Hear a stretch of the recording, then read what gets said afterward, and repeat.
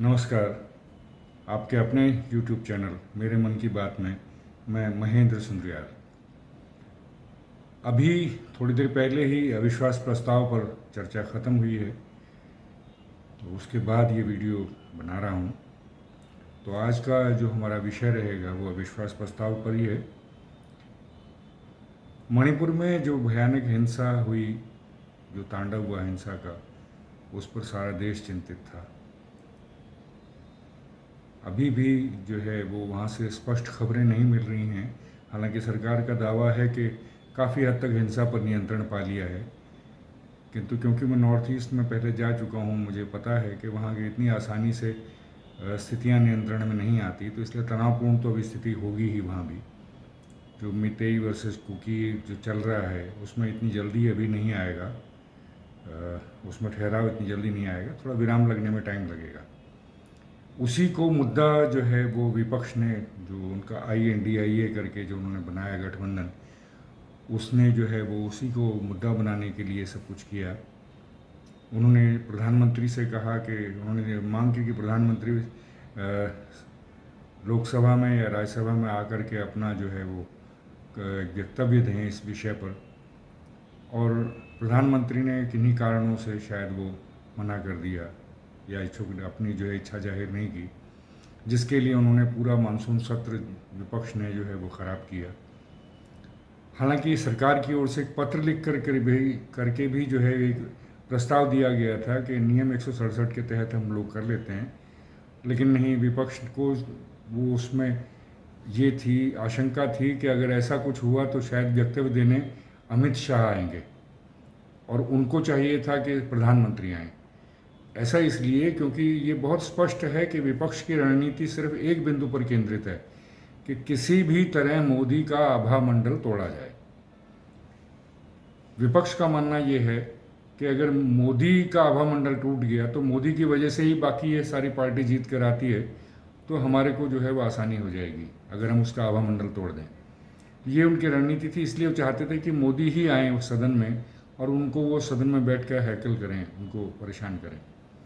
खैर वो नहीं बात हो पाई, तो फिर उनको जो है विश्वास प्रस्ताव का नोटिस देना पड़ा। कांग्रेस की ओर से गौरव गोगोई ने जो है वो प्रस्ताव दिया, जिस पर 8 तारीख से मंगलवार से बहस शुरू हुई। मेरा मानना ये है कि अगर ये विपक्ष या कांग्रेस अगर सिर्फ उसी पर ही सरकार का प्रस्ताव मान लेते तो ये सारी बहस मणिपुर पर केंद्रित रहती, और मणिपुर पर सरकार अभी बैकफुट पर थी, तो आसानी से घेर सकते थे प्रधानमंत्री को। इसलिए जो है सरकार की ओर से जैसा भी प्रस्ताव आया था उसको मान लेना चाहिए था। वहाँ गलती कर गए तो फिर प्रधानमंत्री के लिए ही अड़े रहे, तो उसमें जो है वो उनको अविश्वास प्रस्ताव मानना पड़ा। अविश्वास प्रस्ताव जो है वो मणिपुर पर केंद्रित तो हो नहीं सकता था, उसमें तो और मुद्दे भी आने थे, तो जिसका फ़ायदा फिर प्रधानमंत्री मोदी ने उठाया।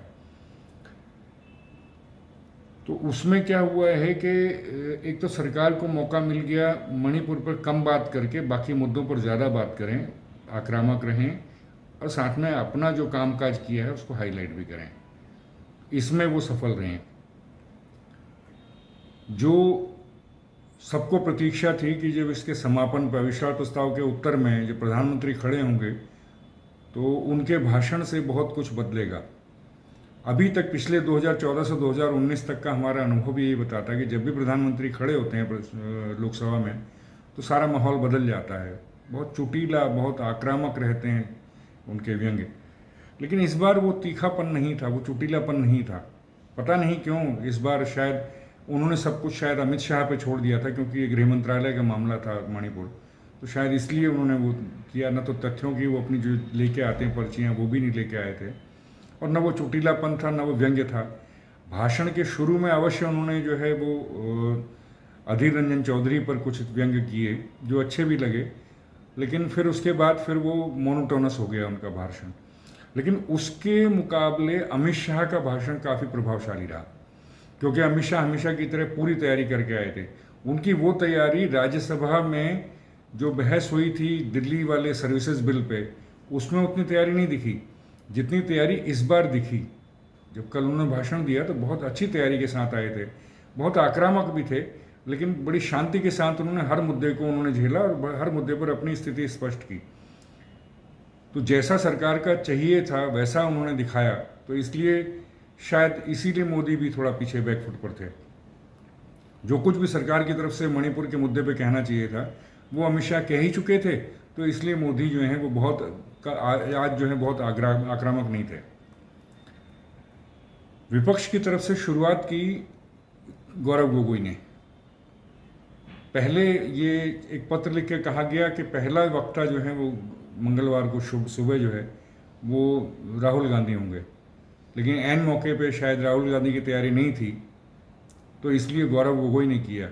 गौरव गोगोई बहुत अच्छे वक्ता नहीं हैं, वक्तृत्व कला के कोई विशारद नहीं है, लेकिन फिर भी उन्होंने अच्छी तरह से जो है कांग्रेस का और विपक्ष का पक्ष रखा और बहुत सारे आरोप उन्होंने जो है वो उस पर सरकार पर लगाए, लेकिन निराश किया राहुल गांधी ने। राहुल गांधी कल आए और कल आने के बाद एक तो ये साफ हो गया कि उनकी कोई तैयारी नहीं है। उन्होंने न तो मणिपुर का जो इतिहास है उसका कोई जिक्र किया, जिस वजह से समस्या पैदा की हुई उसका कोई जिक्र नहीं किया, हाईकोर्ट के डिसीजन का जिक्र नहीं किया, मितेई, कुकी, नागा इनके बारे में कोई जिक्र नहीं किया। जो वो गए थे उसका अनुभव के आधार पर उन्होंने थोड़ा बहुत कहा, लेकिन वो भी कोई विशेष प्रभावशाली नहीं था। और दूसरा, उन्होंने जो 38 मिनट बोले हैं, 38 मिनट में से 22 मिनट उन्होंने सिर्फ यही कहा कि मैंने भारत यात्रा की, मैंने भारत यात्रा की, मैंने भारत जोड़ो यात्रा की, मुझ में अहंकार था जो इससे दूर हुआ, वो सब कुछ उन्होंने कहा, लेकिन वो मज़ा नहीं आया। अगर पिछले वाले जो सेशन में 2014 से 2019 के वाला जो अविश्वास प्रस्ताव था, उसमें अगर आपको याद हो तो राहुल गांधी ने एक हरकत की थी कि वो अपने भाषण समाप्त करके प्रधानमंत्री मोदी के पास गए और उनको ज़बरदस्ती गले मिले और फिर वापस अपनी सीट पर आने के बाद उन्होंने ज्योतिरादित्य सिंधिया की तरफ देख के आँख मारी उन्होंने। वो एक छिचोरी हरकत थी जिसकी वजह से उनका जो अब तक का जो पूरा भाषण था वो धुल गया। तो ऐसी कुछ अपेक्षा इस बार भी थी राहुल गांधी से कि जैसा मर्जी भाषण करें, लेकिन उसका प्रभाव कुछ उल्टा ही जाएगा, कोई ना कोई ऐसी हरकत जरूर कर देंगे। वही निराश नहीं किया उन्होंने, फिर वही किया, भाषण समाप्त किया। भाषण में सिर्फ रेटोरिक था, बाकी कुछ नहीं था। जो कुछ उन्होंने कहा वो भी जो है वो डिलीट कर दिया, जिसे उन्होंने बहुत अमर्यादित वो भाषा में उन्होंने कहा कि इन्होंने भारत माता की हत्या कर दी है। ये कोई वाक्य किसी भी तरह से इसको ठीक नहीं ठहराया जा सकता, इसको अशोभनीय ही कहेंगे, अमर्यादित ही कहेंगे। वो उन्होंने किया, वो गलती की। फिर उसके बाद क्या है कि जैसे ही वो उनका भाषण ख़त्म हुआ तो स्मृति ईरानी का भाषण शुरू हुआ, तो वो उठ के सदन से जाने लगे तो भाजपा वालों ने कुछ कहा तो उन्होंने फ्लाइंग किस किया। हालांकि कांग्रेस वाले मना कर रहे हैं, लेकिन वो उसमें वीडियो में दिख रहा है कि वो फ्लाइंग किस कर रहे हैं। तो ये बिल्कुल ही अशोभनीय हरकत, अमर्यादित हरकत थी उनकी। जैसा पिछली बार छिछोरापन किया, सेम वही इस बार भी किया। उनका जो बेसिकली क्या है कि राहुल गांधी का सेंस ऑफ एंटाइटलमेंट बहुत ज़्यादा है, बहुत ज़्यादा। उनके पिता प्रधानमंत्री रहे, उनकी दादी प्रधानमंत्री रही, उनके दादी के पिता प्रधानमंत्री रहे, उनकी परवरिश रही, उनकी माँ जो है वो वहाँ से इटली से यहाँ आई हैं, वो सब कुछ उनको एक अभिजात्य वर्ग वाली जो सेंस ऑफ एंटाइटलमेंट है वो उनके पास है। उसी का उन्होंने प्रदर्शन किया। जब उन्होंने अपना भाषण ख़त्म किया उसके बाद उन्होंने अपने साथियों को इशारा किया कि चलो वॉकआउट करते हैं। फिर वो ये फ्लाइंग किस वाली हरकत हुई, फिर वो सदन छोड़ के चले गए। आज भी ऐसा ही हुआ कि आज भी उनको दोबारा आना पड़ा वॉकआउट करवाने के लिए। सुबह बैठे थे, उन्होंने कहा कि चले इसको वॉकआउट करते हैं, नहीं किया किसी ने वॉकआउट, वो चले गए। फिर वापस आए, फिर वापस आने के बाद उन्होंने जो है फिर वो प्रधानमंत्री का जो भाषण हो रहा था उस वक्त उन्होंने अपने साथियों को फिर कहा कि चलो वॉकआउट करते हैं, और अल्टीमेटली कांग्रेस ने और उनके साथियों ने वॉकआउट किया। तो सेंस ऑफ एंटाइटलमेंट जो है वो राहुल गांधी का बहुत ज़्यादा है। ऐसा लगता है बार बार उनके जो व्यक्तित्व में जो है जिस तरह का वो भाव है, वो ऐसा लगता है कि उनके लिए किसी संसद सदस्य की, किसी मंत्री की, प्रधानमंत्री की, लोकसभा अध्यक्ष की राष्ट्रपति, यहाँ तक कि राष्ट्रपति तक की भी कोई अहमियत नहीं है। वो ये मानते हैं कि वो इन सबसे ऊपर हैं, नैसर्गिक अधिकार है उनको भारत पर राज करने का। वो इस तरह का सेंस ऑफ एंटाइटलमेंट उनका है। अच्छा, यही सेंस ऑफ एंटाइटलमेंट जो है वो उनके प्रवक्ता हैं, सुप्रिया श्रीनेत हैं या आलोक शर्मा हैं, इन जैसे लोगों में भी दिखता है। वो उसी तरह की भाषा ही, आजकल तो भाषा की मर्यादा बिल्कुल ही लांघ रहे हैं सारे प्रवक्ता, लेकिन ये दो खास तौर से जो है वो उसमें है।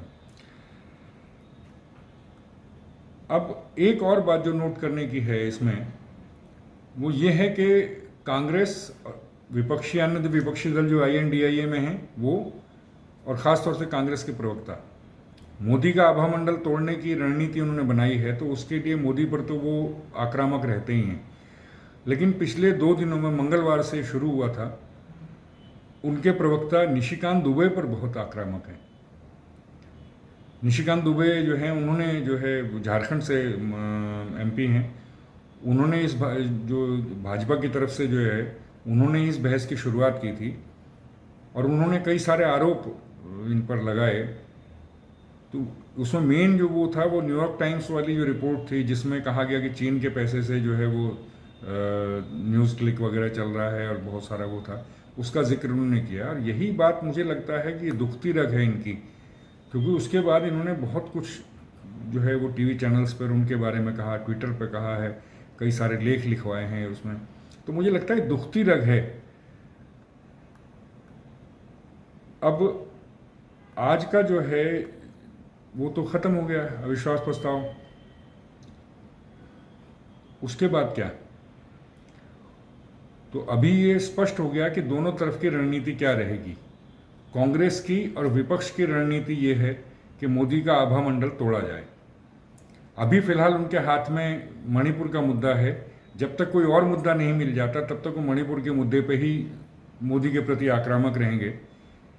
कुछ और मुद्दा मिल जाता है जिससे कि उनका आभा मंडल तोड़ा जा सके तो फिर वो उसको करेंगे, लेकिन अभी तो फिलहाल तो वो मणिपुर पर अटके हुए हैं। दूसरी तरफ भारतीय जनता पार्टी और NDA, इनकी भी रणनीति स्पष्ट है। जो वो चाहते थे वो हो गया है। वो जो वो चाहते थे शुरू से कि ये अब की बार भी 2019 की तरह ये वाला जो चुनाव आ रहा है इसमें भी मोदी बनाम राहुल गांधी हो, यही मुख्य वो उसमें रहें, सेंटर में रहें। और राहुल गांधी न चाहते हुए भी उसको उसी मुद्दे पर ले आए हैं। तो दोनों की रणनीति अब स्पष्ट है और यहाँ से आगे अब जो है वो जमा घटा जो भी कुछ होगा वो चुनाव लड़ने के लिए होगा। तो ये मेरा आज का वो है विषय था जिस पर मैंने आपकी टिप्पणियों का मुझे इंतज़ार रहेगा। टिप्पणी अवश्य कीजिएगा, कुछ ना कुछ कमेंट ज़रूर कीजिएगा ताकि पता लगे कि जो है आप मेरे से सहमत हैं या नहीं हैं। तो आज के अंक में इतना ही, फिर किसी अंक अगली बार मिलते हैं, तब तक के लिए नमस्कार।